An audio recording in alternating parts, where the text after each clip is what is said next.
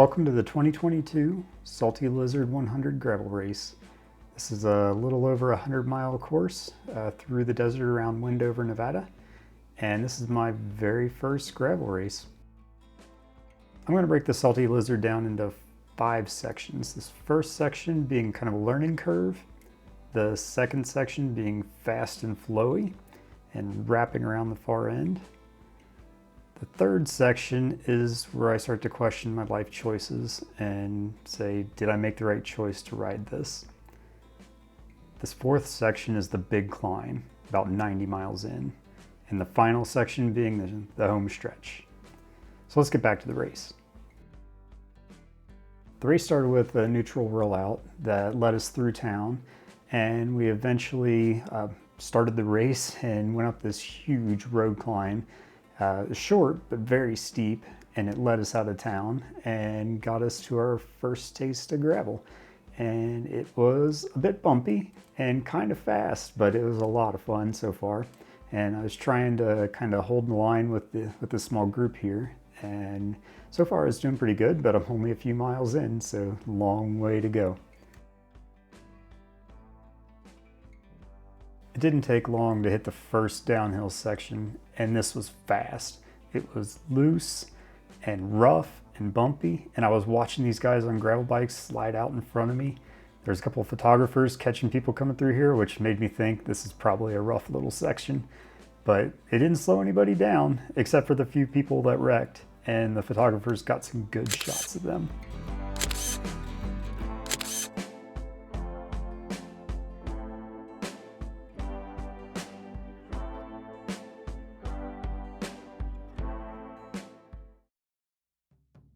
At this point, I just tried to settle in with this small group of guys and watch how they were riding and kind of follow their lines and see how hard they were pushing it this early in the race. I felt like I had pushed it a little too hard probably already, because we're only a few miles in at this point.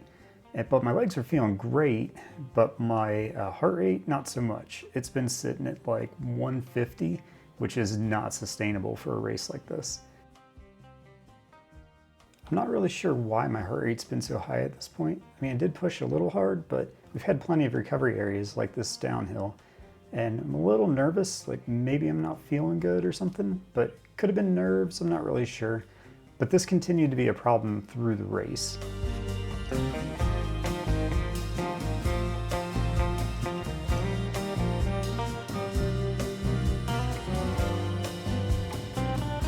The race took us out through the Silver Island Scenic Backway, and this was spectacular. Like, it is so beautiful out there, especially if you love rocks and mountains, and you can see the mountains on your left and the salt flats on your right is just incredible. I love this section.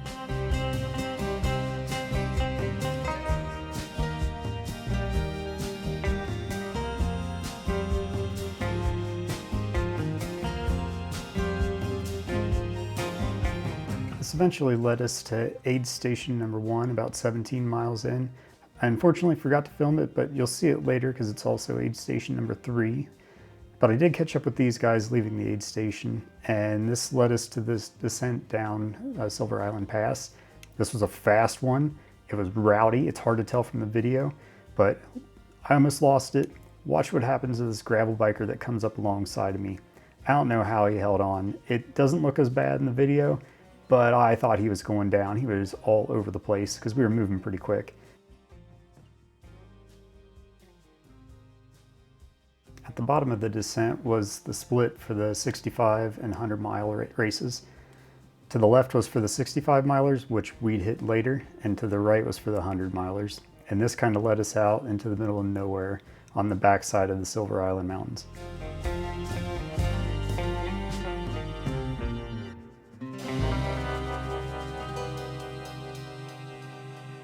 This section of the race was so much fun.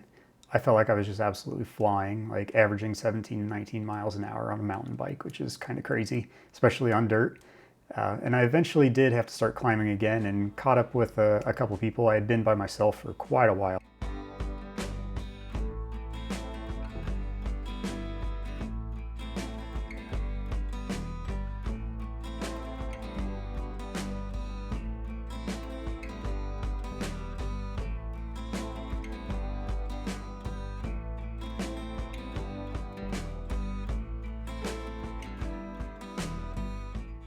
I was pushing myself pretty hard to try to keep up with these three guys in front of me.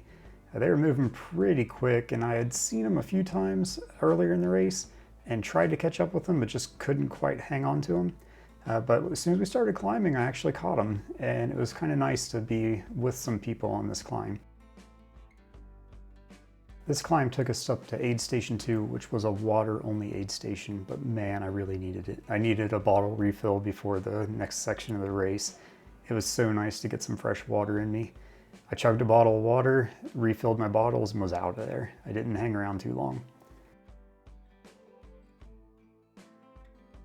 After leaving the aid station, I descended down Hastings Cutoff towards the front side of the Silver Island Mountains and started heading west back towards Wendover. This was a really fun section. It was nice and fast in spots and kind of flowy. There was a slight bit of headwind and some chunky sections like you're seeing here, but all in all, it was pretty smooth and fast rolling. I caught up with a few riders and actually had some people to ride with for a while, which was nice. Passed a couple of cars and everybody was super nice and pulled over to get out of the way. But most of it was nice and flat and rolling until we got to this unexpected climb. So you can kind of see the climb here ahead of me. Doesn't look like much on video, but it was enough to burn my legs up. I was pushing over 300, close to 400 watts to get up to the top of it, and I was definitely sweating. And shortly after that, you kind of rolled for a minute and then got to this little sucker, which was a very punchy, steep climb. Could have got up it seated, but I decided to stand up and just push over to the top. This one caught me off guard as well, but so far so good. Like, my legs were feeling good, my heart rate was coming down a little bit, and I was starting to really settle in, but still had a long way to go. I think I was a little over 50 miles at this point.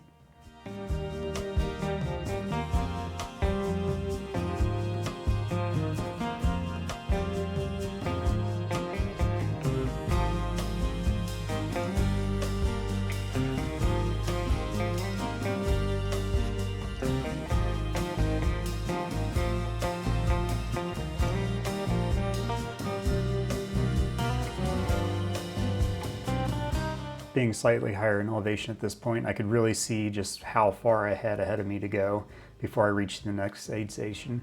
And I realized, like, I really need to focus on my pacing strategy. I had been the whole race, but I needed to kind of slow down and regroup and think through things and make sure, like, my food intake was going well, that I was getting enough fluids, and that I was going to be able to survive this race. I was feeling good, but I knew I had a long way to go, and this was my first taste of a little bit of a headwind. So, like, I needed to kind of see how I was reacting, how much it was slowing me down, and whether or not I could continue on at the pace I was continuing on with.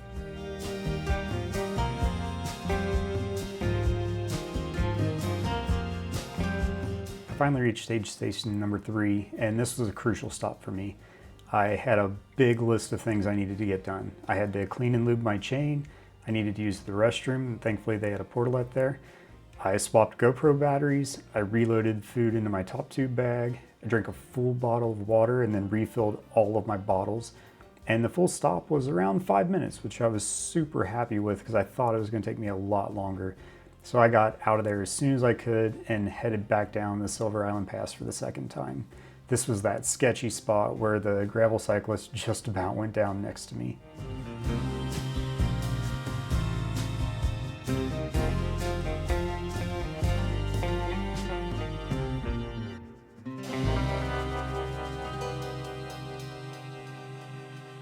This time when I reached the bottom of the pass, I took a left instead of a right. This is where the 65 milers went earlier in the morning, and now it was our turn. And this was where I knew it was going to suck. I had felt great up to this point, but all of a sudden I was in a strong headwind with a slight climb ahead of me and ran into all this deep sand, and my speed went from like 15 to 16 miles an hour down to about 5. And parts I even had to walk because it was just so ridiculous. Like, people did ride it, but I can't imagine the amount of power that you burnt trying to get through here.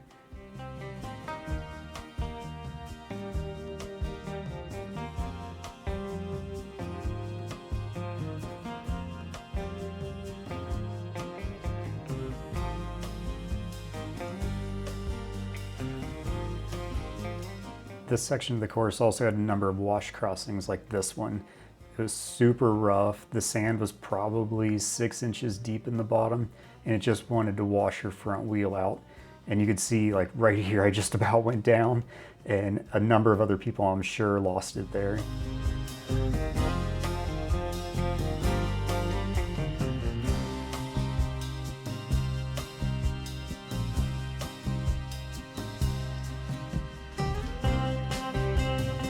I'd managed to pedal through pretty much all the sand up into this point, and my legs were just screaming. And I saw this guy kind of standing there taking a break, and I tried and tried to pedal through and eventually just succumbed to the sand. It was just so deep here. It was hard to walk in, and I just had to push my way through.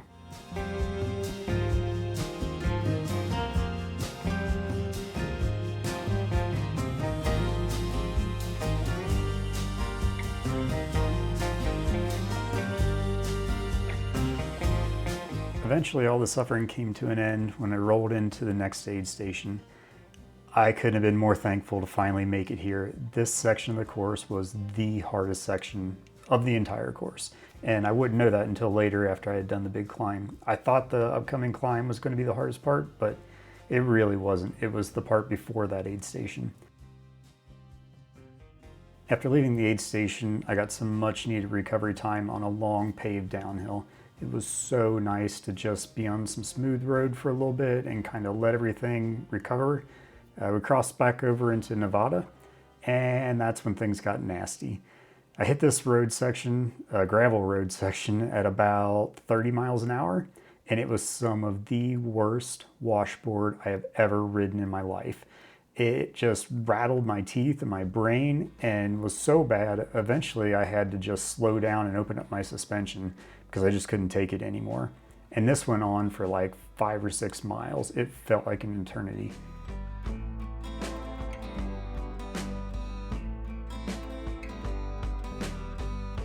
After all that washboard, we turned back off into the desert.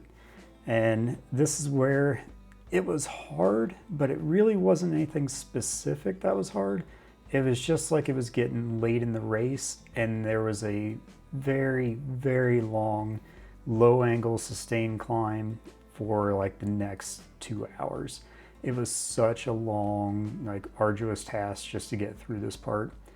You know, it wasn't like it was terrible or anything. It was definitely not as hard as the prior section, but it was hard enough to where it just really like strained my mental capabilities to handle something like this.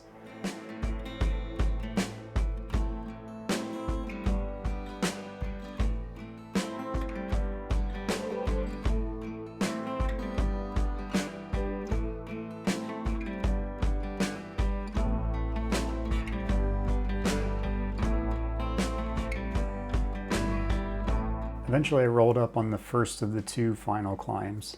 This climb, I'm not exactly sure how many miles it was. It felt like forever. It was a low angle climb, maybe like 3-4% with a couple little punchy spots like this, but it kept having these false flats where you would think you got up to the top, almost like a false summit on a hike, but you weren't actually at the top, and you'd crest over and be like, oh my gosh, I've got another 3 miles to the next maybe summit. And it just like really wore on me mentally. But I tried to focus on my fueling and water and making sure I was ready for this climb. This was the start of the final big climb. So this is like 88 miles in maybe, and it completely changed the course. You can see how much rougher and rockier it is, and it's hard to get a scope of like how steep this was. But like my mountain biking skills really came in here because I just crushed it up this. I soared past a bunch of people and just like, I felt like I killed it going up it, which I was shocked. I was waiting all day for how bad this was gonna be, and I felt like I just really killed it.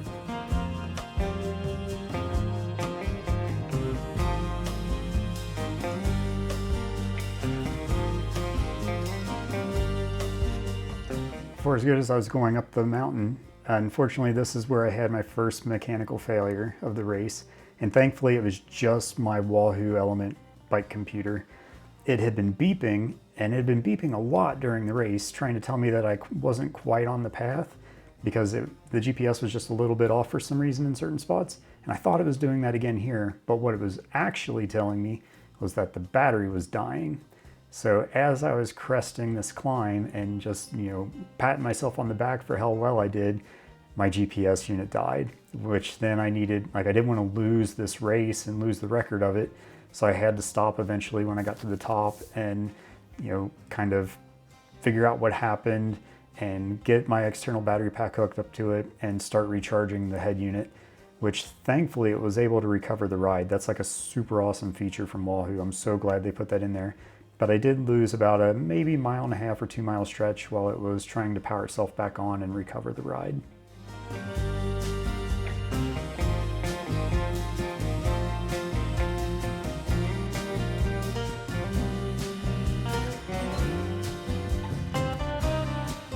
Once I reached the top of the main big climb of the race, I had some traversing to do to get across this kind of pseudo ridge line, and that was going to take us to kind of the final downhill of the whole entire race. So I spent some time here fueling again, like eating a couple extra bars, eating some Cliff Blocks, and really trying to let my body recover so that I could recover even further on the downhill and be ready for the final pedal-y section back into town.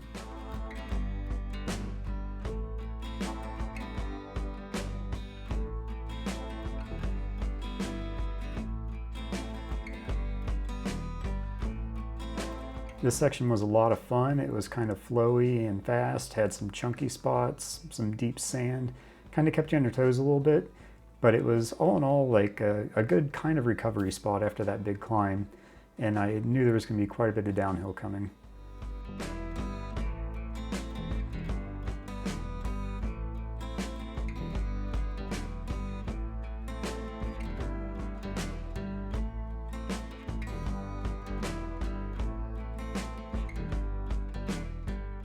Finally started on the descent down to the final aid station. This was kind of my last chance to decide what I needed for the rest of the race. If I wanted to grab some food, if I needed to switch anything over, refill bags, refill bottles, whatever it might be. So my brain was kind of racing at this point, like, what do I need? How much further do I have to go? How much harder is this last section of the race gonna be? Can I get by with just a real quick stop here? Do I need to stop longer?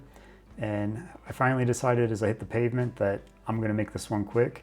I felt like I was moving pretty quick up to this point, and I wanted to keep my speed up and my time down, so I decided just to make a quick water stop.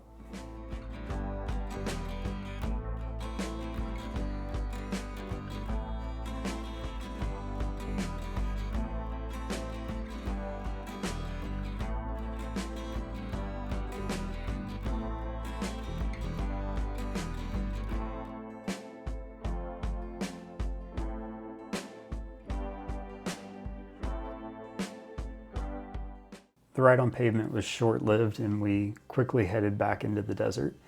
And I was kind of confused about where I actually was at this point. I thought I had to go further west, the direction I'm heading, to get to Wendover, and I'm sitting here thinking to myself like, where's Wendover? And how much further do we have to go? Did I miscalculate something here? But this was just the late race brain. I guess I was getting a little dehydrated. And I had actually passed Wendover when I got to this final aid station. So Wendover was back east of me, which is why I couldn't see it. And oh yeah, I hit this spot here. So this was like 6 inches of this super fine moon dust silt stuff. It was definitely a hike-a-bike for me. You could see a few people made it through. They must have hit it really fast to get up that. There were a couple spots like that, but that one was really bad. But after I got through that, I continued pedaling on out into the desert and eventually started wrapping around back towards Wendover, and I could see it way off in the distance. So it just kind of gave me that, like, I can make it. Like, I've made it this far, I'm gonna make it to the end.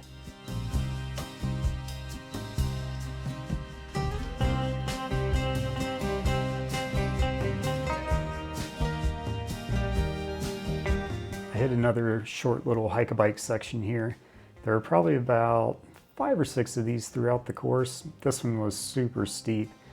And as I was climbing this, I felt a little twinge in my calves and thought, uh-oh, that feels like a cramp. and sure enough, I was starting to get just a little bit of a cramp in this section. I think I had pushed it just a little too hard when I started down through the desert on this last part. You know, I was very excited, but I just kept pressing on and was hoping I was going to be able to ride it out. And then I finally made it to this bridge. So this bridge was like shown on all the promo videos for the Salty Lizard race, and I couldn't figure out if we were going to actually get to do it or not. But it's super cool. It's all tagged up and kind of a unique thing to go through over in Wendover. And once I got through that, it was back into the desert once again. And I kept thinking to myself, like, man, how much are we going to wrap around before we actually get to Wendover? I kept thinking we were heading to the town, but we just keep going further out into the desert. But I just kept pedaling.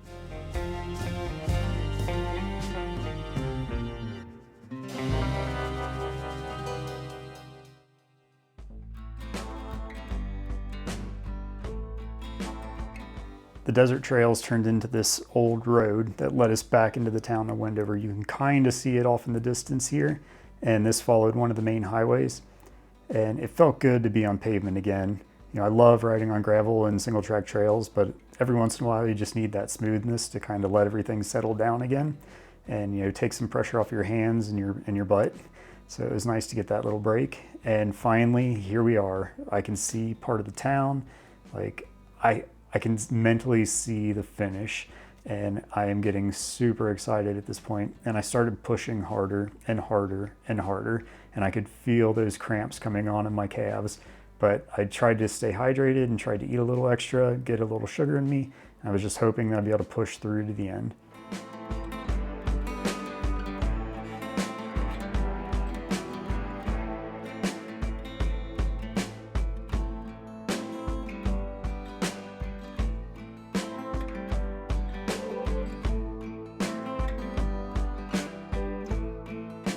As I turned onto this section of road, I could feel the end. Like, I knew I was getting close, and I was getting so excited. I just kept thinking to myself, like, holy cow, you rode a 100-mile race, and you did it successfully, and you don't feel like crap, and you kind of feel like you can actually ride some more. And it just blew my mind. Like, I thought for sure I was going to get to this point and just be crawling and dying and, you know, saying, why did I do this race? And instead, like, I got a smile on my face at this point, and I can see the end. There's the airport that we started at, and I got 200 meters to go, and I am just like thrilled. I cannot believe that I was able to finally do this and do it successfully. And like I said, you know, not feel like crap. You know, when you really push your body like this and you try something this hard, you know, sometimes you don't make it. But this time, I couldn't believe how well I did. I think all the planning and everything really paid off. And here's the finish line.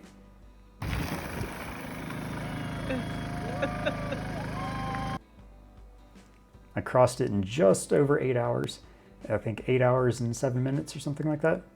Which, funny story, I thought it was 7 hours because my watch had changed times as I crossed the state lines, and, you know, oops, I should have known better. Nice job! That was awesome.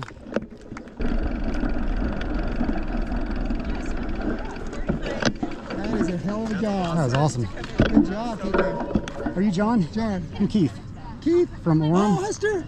Yeah, yep. Oh, finally! Son of a bitch. Let's get our picture taken, Keith. Definitely. Whether I get John. So let's just make it. Awesome, Keith. Today the conditions were really, really good. So this time it really favored a little smaller tires. But when you got in the chunky stuff, this bike kicks ass. Yeah, in that last climb, I just sailed up past everybody. Yeah, I figured you would. I figured people with the mountain bike would have that advantage on that one right there. Yep. Yeah, thanks for coming out. I'm glad you looked me up. Glad we found this. Yeah. Been wanting to do something like this for years. If you're ever anywhere near Salt Lake, reach out. All right, sounds good, Keith. Have a good one.